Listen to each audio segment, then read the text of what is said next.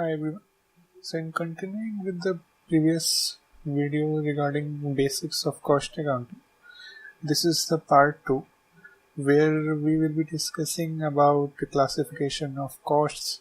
So the classification can vary according to the nature, according to a relation to the product, its function, its behavior.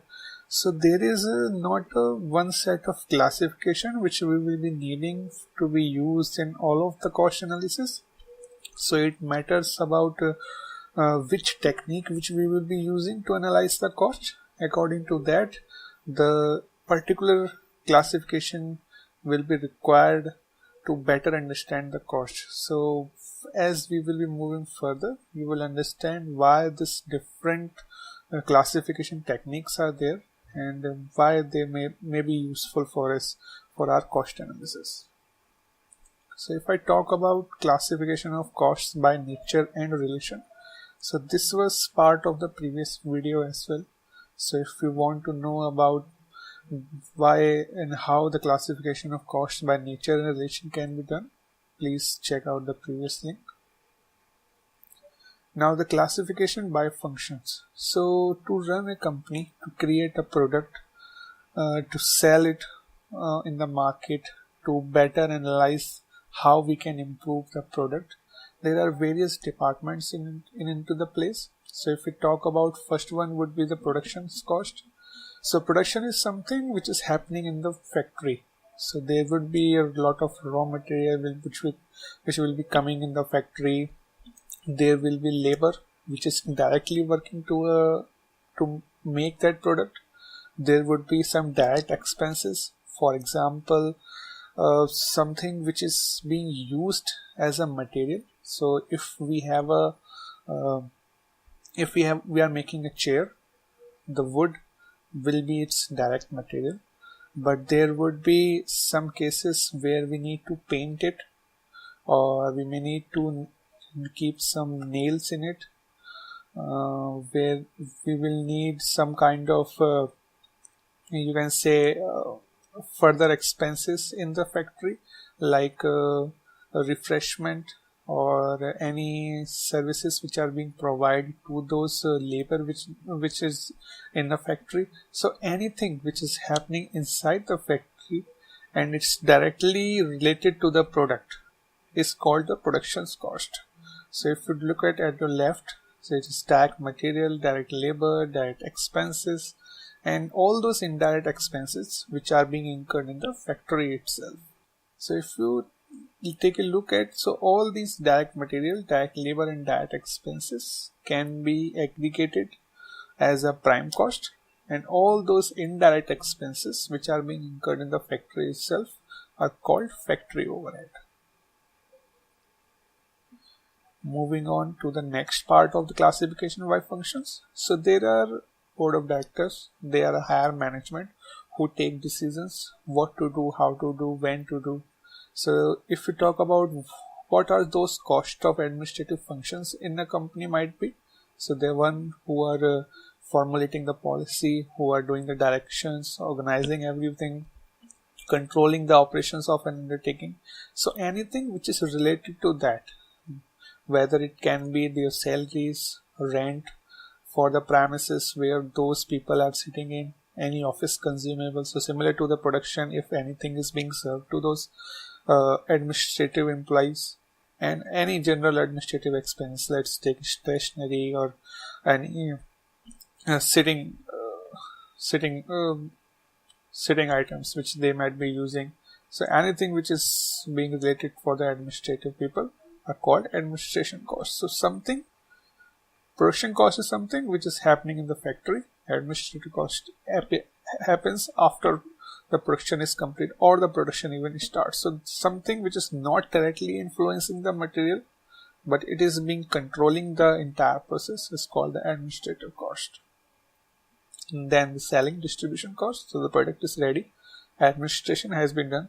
Now we need to sell the product in the market. So there would be marketing people, those people who are distributing cost to the customer, to the wholesaler, to the retailer. So any cost related to those employees. salaries, their rent, rates, any advertisement we are making to sell the product, any sales office expenses, any delivery expenses, insurance in transit is called selling distribution cost. Now, when we are making a product, there is a department who do all the research, all the development. So the research might be to improve the quality, to even design a product, to check the market, what kind of product is needed there, what new technique we can use to better to make our product better or to increase its sale in the market. So all those costs which is being handled here for the research and development purpose is parked as research and development cost. So if we talk about classification by functions again, so there would be production cost, there would be administration cost, there would be selling and distribution cost, and then there will be research and development cost. Now there would be another classification which is by behavior.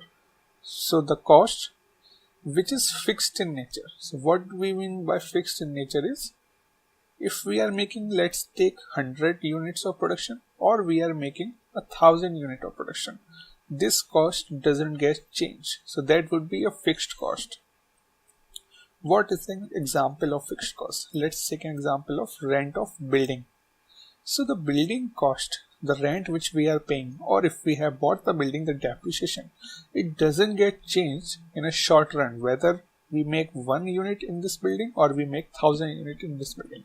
But if there is a big decision change happens, let's take an example.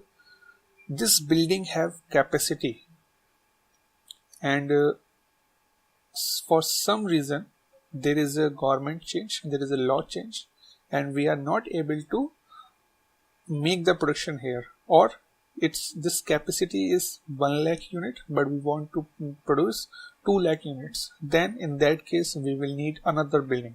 So there would be a double of cost. Or if this is a particular wider building, means we are getting rid of this building, we are buying a new building, so there would be still some increase in this cost. So classification based on response of cost on change of activity level. So the fixed cost will not get changed in a short run on any or every unit change in the production. Now in contrary to that, there would be a variable cost, means it is directly related to number of units we are producing. So there is an example here. If we are producing a table which require 5 kg of wood, if we will be making 2 units of table, then we will need 10 kg of wood. If we will be making 5 table, then there will be 25 kg of wood required. So anything which is directly relatable to the cost, to the particular unit, will be variable cost. So what can that be? Raw material, direct labor, freight.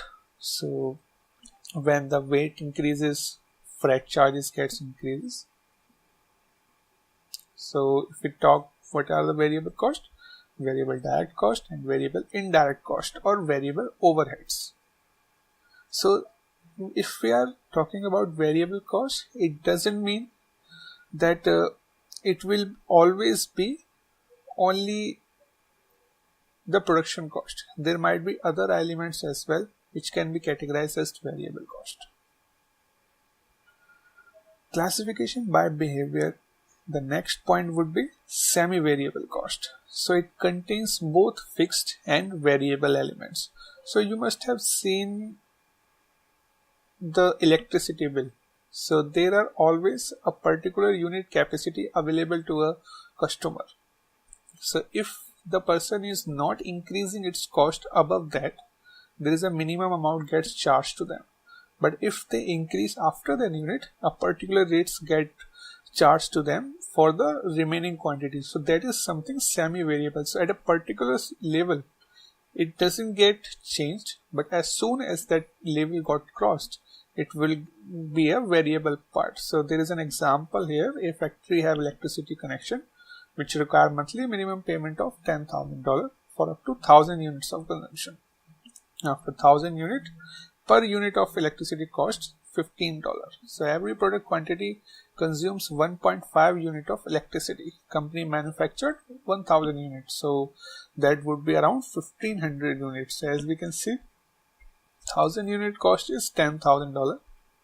After 1000 unit, $15 per unit. So 10,000 plus 1500 minus 1000, which would be 500, into multiply by 15, 7500. So the total cost would be 17,500.